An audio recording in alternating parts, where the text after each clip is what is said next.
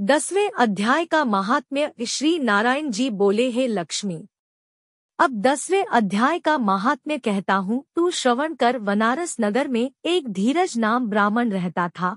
धर्मात्मा हरिभक्ति उस गण ने ब्राह्मण को देखा, वह मरा पड़ा है। फिर जाकर कहा, हे स्वामिन, यह चरित्र मैंने देखा है। इसने कौन पुण्य किया जिससे भली जगह मृत्यु पाई है? चारों बातें इसकी भली अपनी है।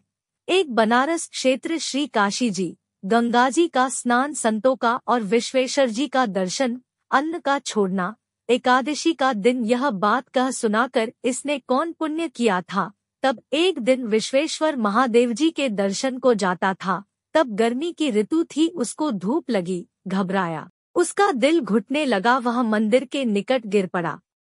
इतने में भृंगी नामक गण आया, देखे तो ब्राह्मण मूर्छित पड़ा है। उसने जाकर शिवजी से कहा, महादेव जी, एक ब्राह्मण आपके दर्शन को आया था, वह मूर्छा में पड़ा है।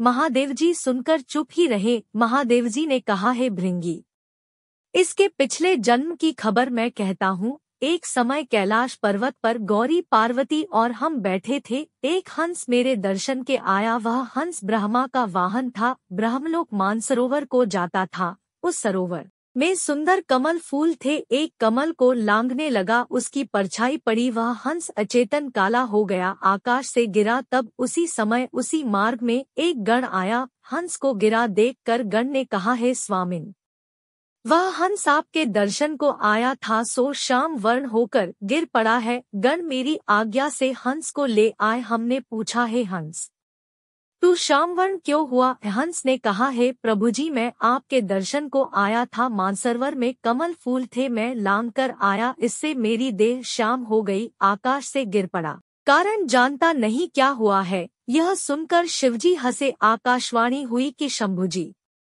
कमलनी से पूछो, वह कहेगी। कमलनी ने कहा, पिछले जन्म में मैं अप्सरा थी, नाम पद्मावती था। पिछले समय श्री गंगा जी के किनारे एक ब्राह्मण स्नान करके गीताजी 10वें अध्याय का पाठ किया करता था। एक दिन राजा इंद्र का आसान चला। तब इंद्र ने मुझे आज्ञा करी, तू जाकर उस पंडित की तपस्या भंग कर। आज्ञा पाकर मैं उस विप्र के पास गई। उस विप्र ने मुझे श्राप दिया, कहा, हे पापिनी, तू कमलनी हो। उसी समय कमलनी हुई। अब मैं गीताजी के 10वें अध्याय का पाठ करती हूँ, उसी से मेरा तेज है। मुझको लांघने वाला काला होकर अचेत होता है।